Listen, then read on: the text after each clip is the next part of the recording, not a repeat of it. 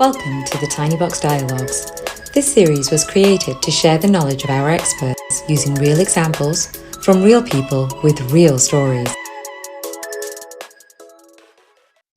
Welcome. Today we are speaking to Vanessa Westphal about entrepreneurship. I almost said entrepreneurship there.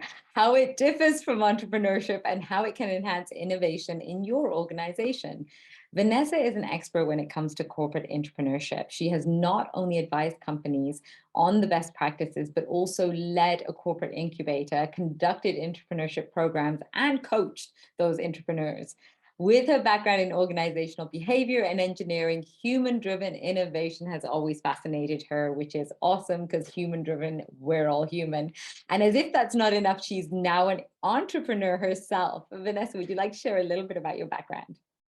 Yes, happy to do so. Thanks for the introduction, Raj. I have been actually in the corporate setting for almost 10 years and moved from a role in electrical engineering towards entrepreneurship and led the incubator right before I quit Siemens to start my own business. The new business is actually in a very different industry. It's in the food industry and it's a platform business.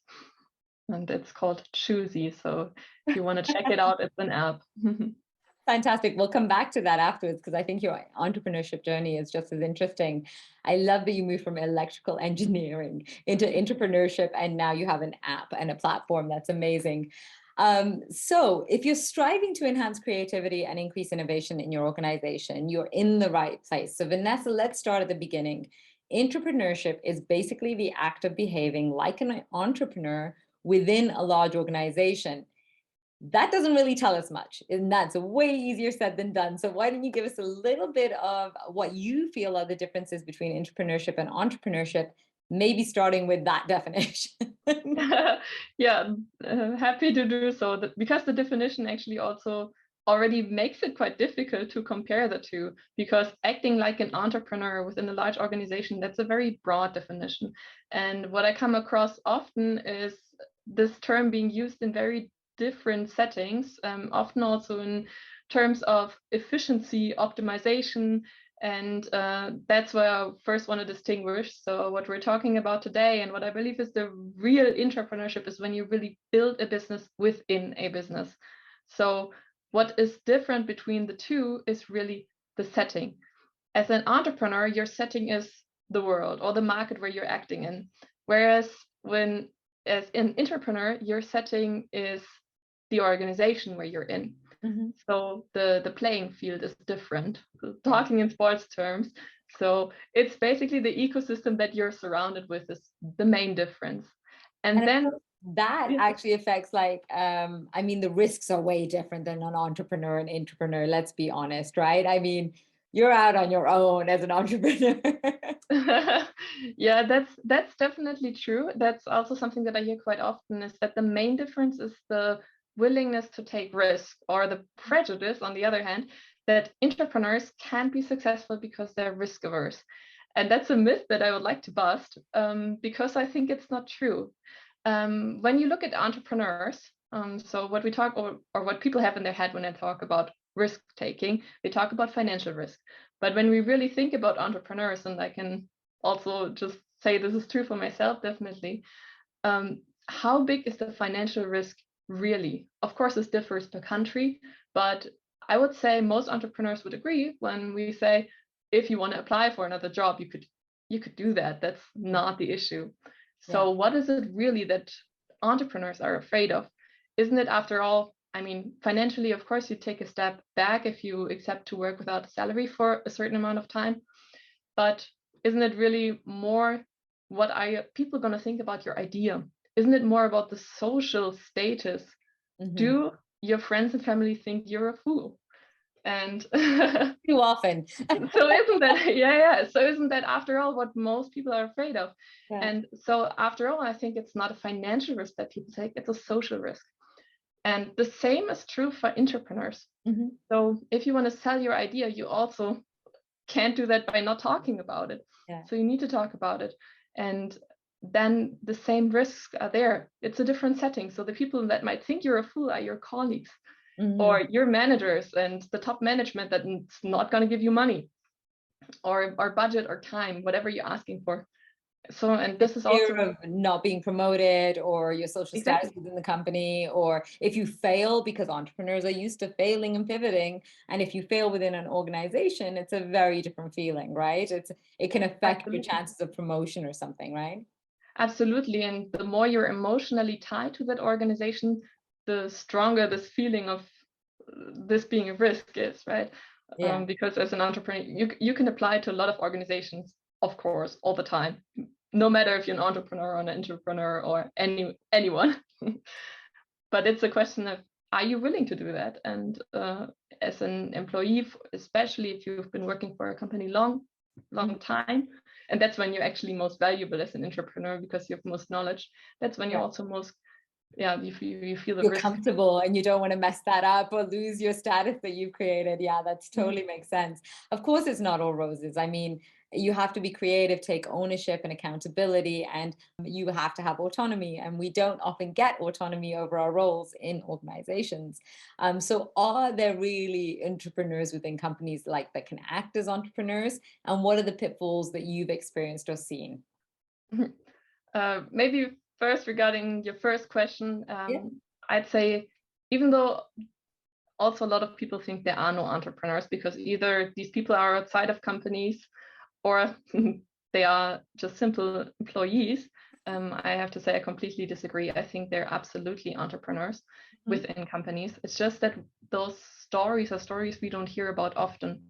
For example, I don't know if you know that the PlayStation by Sony was invented by an entrepreneur. And Ken Kutaragi, who later turned out to be the CEO of the company, and he actually started this business when Sony wasn't even in the games industry Mhm. yet. And it turned out to be one of the biggest businesses they have right now. That's And amazing. I heard that same thing about Google. It was actually one of their, they have those 20% that you get to just ideate and yeah, innovate days. And the Google Mail came from an employee who created it on one of those days, right? So that's great. yeah, Yeah, good yeah, Paul example. Buchheit. Yeah, he actually Mhm. founded so he actually ended up quitting Google. He founded a couple of more companies, and he's one of the, I would say, most successful entrepreneurs now. He Yeah. is a managing partner of the famous Y Combinator startup Oh, accelerator. oh, the Y Combinator who you've used. Fantastic. Yeah, Yeah, cool. Okay, yeah. very cool. So let's move into the pitfalls because it's not all roses. Yeah, absolutely. You mentioned the missing autonomy, and that's something that a lot of entrepreneurs feel. Mhm. I've seen entrepreneurs spend as much as 50% of the time that they're allocated preparing or reporting out.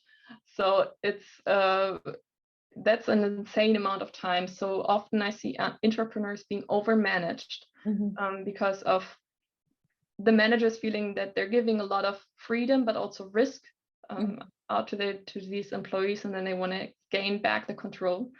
And that's actually one of the biggest pitfalls because it's demotivating for the entrepreneur, who's actually one of the people within the organization that's seeking most autonomy, and then they are given the least amount of autonomy. So that's one of the pitfalls that I see quite often. And the other one is that in general money and time aren't really spent effectively. Mhm. So not only the manager of the employee, but also the top management is just over managing the entire innovation process. A lot of the times there are many stage gates that already when you start working on these as an employee, it feels scary, but also demotivating in total. So that's yeah. Yeah, so why is that? Why are those challenges endemic in the companies? I mean, you'd think that people who are forward thinking and bringing these kind of incubators into the organization want it to succeed, and then they do exactly the opposite to help it succeed. So, why is that? Why do you think it's so difficult to bring it into the company? I think often the underlying reason is that managers don't believe in the topic themselves. They see Mhm. it as merely as a skill development program. That's something that I see quite often.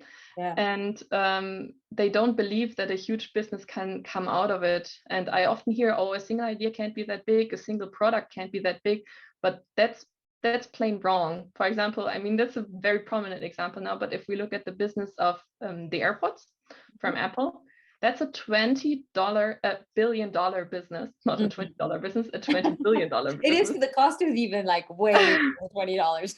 Yeah, it's insane. That's about the Yeah. size of Uber.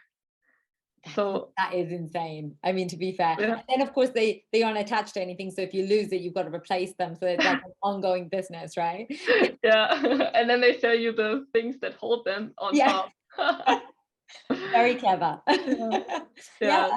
Then let's take that from the flip side then. If this is the challenges that we have within the organization, how can you find and motivate entrepreneurs? Like, because you got to find them within your organization too. And not everyone's going to be willing to put up their hand and take that risk, as you said.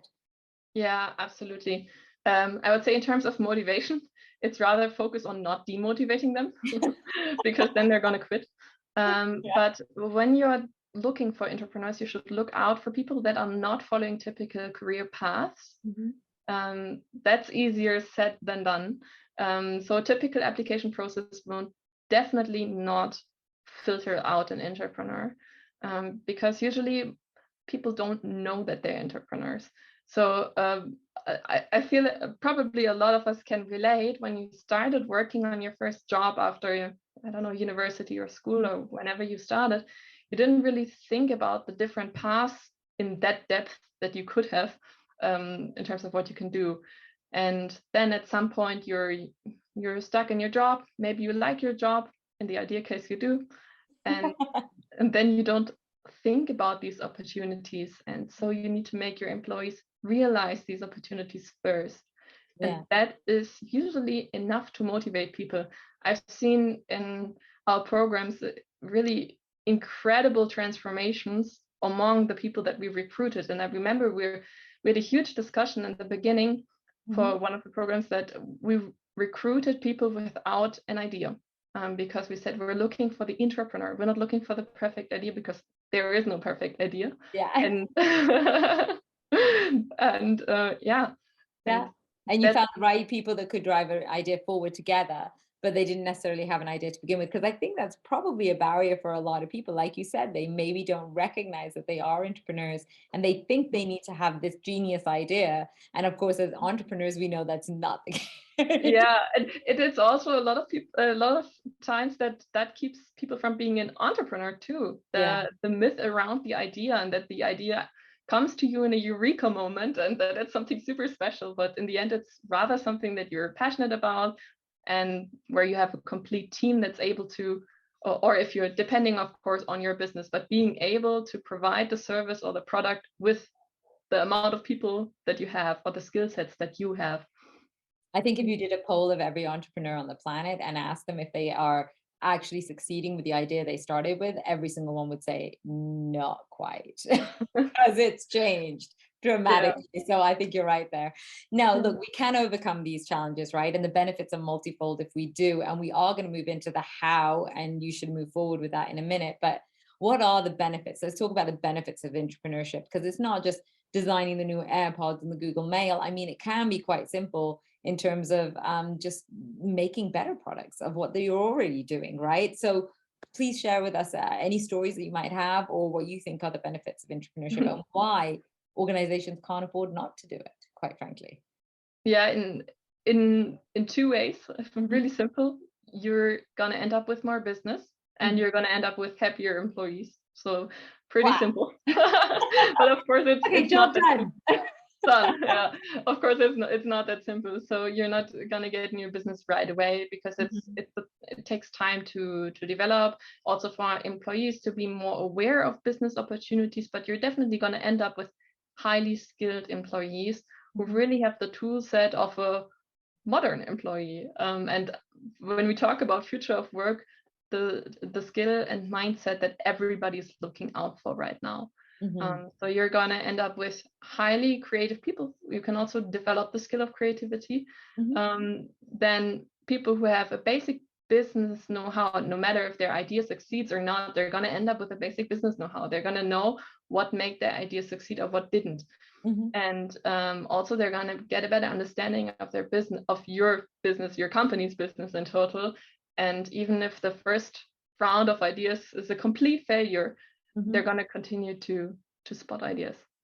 I remember you saying that the future of people development is entrepreneurship. And I recognize that as being that, like you said, millennials are looking for freedom and autonomy. They want to be creative, they want to be innovative, but so do a lot of other generations. We just got stuck with, the regular, rigid, traditional modes of working, right? So I love that you speak about future of work. But when we think about the future of people development, I would anticipate that if you don't do this, you lose your talent. Like that's just the way it's going to be, because they will leave to be entrepreneurs. There seems to be less risk adversity for people leaving organizations these days. I mean, we've talked about the big quit in previous dialogues. That's still a very real risk for most companies. So what are your thoughts around that? Like, how would you embed this in the future of people development? I think it makes a lot of sense to give this a bigger place in total within the organization, to even think along the lines of developing the role called entrepreneur as something that people can identify with, just like entrepreneur or any other role that you might have that people strive for within the organization. And Forbes actually also meant or named entrepreneurship as the #1 future skill last year. So I think this shows how important this skill is. And and in total, in terms of the skills that you want to develop, what is more effective than showing people more depth and more content about how does your business model work? Actually, I was surprised to see how many people within a company don't know how the business model of that company works. Not surprising at all. I totally get that. But that is a very good point. Just having to go through that. It's almost like a mini MBA, right? To be an entrepreneur, right? It actually is, yeah. Okay, so let's dig into the how, because we're halfway through our dialogue already. So if you wanted to successfully set up a program within an organization, it can help organizations prepare for the future. So where do we start? And you talked about structure being done in a meaningful way. Can you expand on that? What would be the stepping stones that people need to take to start this journey? Yeah, I would say so. A lot of companies start with establishing a function that's called something innovative. Usually something with next in name, and I can't. That's like digital. I love that everybody kept on making these digital divisions, and you're like, but no, it should be everywhere through the organization. You don't just put it over there. Yeah, love it. It is, and I made these mistakes also myself. So I definitely know what I'm talking about. And what it ends up doing is that the money flows in the wrong pockets or in the wrong direction. Whereas if I do it again in my company, I would set up this role of an entrepreneur and then first start as small and simple as possible with a program. And not a hackathon, because the hackathon is fun for a day, but then it leaves the people alone. And that's what you ideally want to avoid. So start with a program, make sure not to overload the program with content and training, because people need time to actually work on their ideas. Otherwise, they're not going to get far in maybe the 3 months or 4 months that you take time for this program. Yeah. And then make sure that you make this first phase really time boxed, because this phase is for the entrepreneur an assessment of the idea, but in the background for you, it's an assessment of the entrepreneur. So is that person really an entrepreneur? And you're going to see differences. I'm very sure of that. And I've observed that myself too. And then that just on that point, do you find that you are removing people from the program within that first 3 to 4 months? Is it kind of like a probation period if you see that they're not embracing this idea of entrepreneurship? Yeah. So what you should do is really say in the beginning that it's a time box program, so that the expectations are, I'm going there for a certain amount of time, but also make sure that you communicate, hey, an entrepreneur, the most successful ones are serial entrepreneurs, just like entrepreneurs, so that you set the level of expectation in that direction. And if you're successful after this 3 months, if you beat the chances, because in entrepreneurship, it's 1 in 10. So communicate that number so that the expectation level is along those lines. And then for those who are successful, actually make the experience that if you communicate only this time frame, you'll end up with people who look at this like a development program and don't think they need to spend time afterwards. But the successful ones are, of course, the ones whom you want to keep as entrepreneurs. And one very common pitfall, and where I say, if you want to start designing such a program, make sure that you think about the phase that comes afterwards. Not in terms of overloading it with content and report outs, but in terms of giving people time and accompanying them with coaching, with adequate coaching and training, but really, really minor, so that along the time frames of 2 hours per week, and then the rest of the time should be on the development of the idea. Yeah, that's fantastic. I think that really aligns to what I've seen and experienced in incubators in general, and that is the way to run an incubator, whether it's internal or external. So I really like that.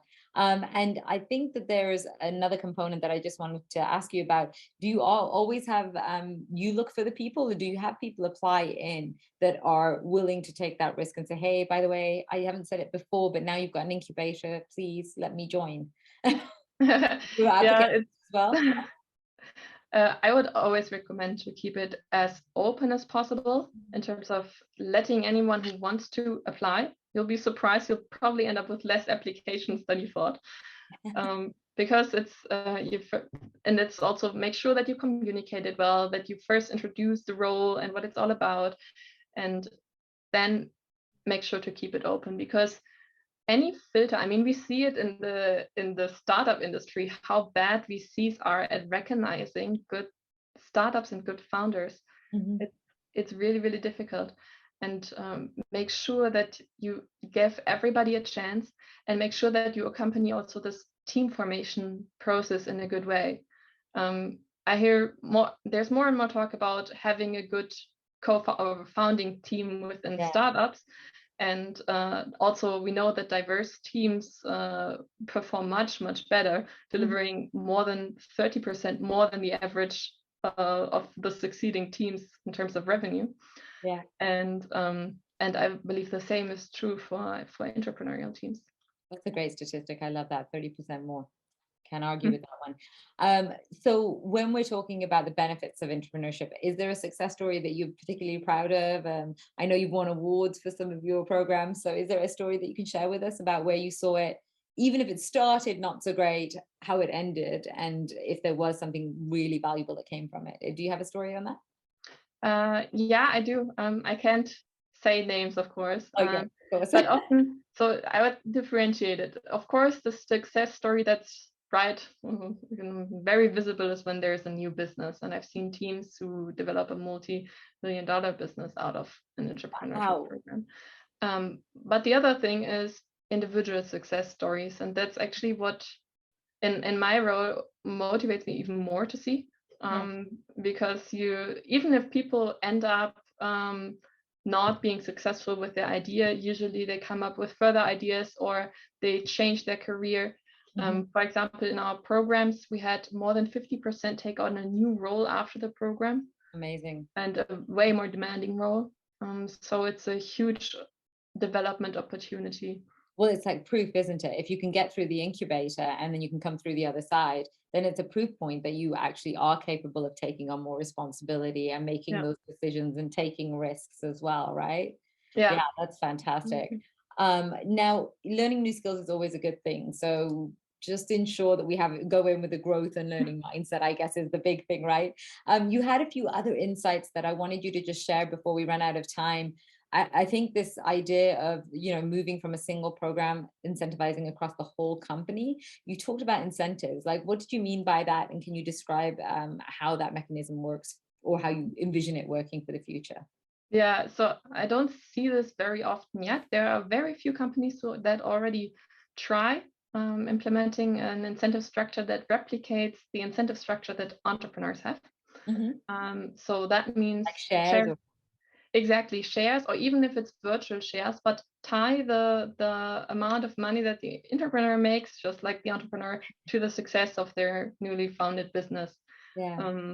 So that's, of course, there are, so the companies that already implement this typically then have the type of entrepreneurship where they recruit entrepreneurs internally, but then found a new company. So it's literally a new, like they actually break them off and oh, that's very cool. Okay, and then put them in the CEO role or a role within that company.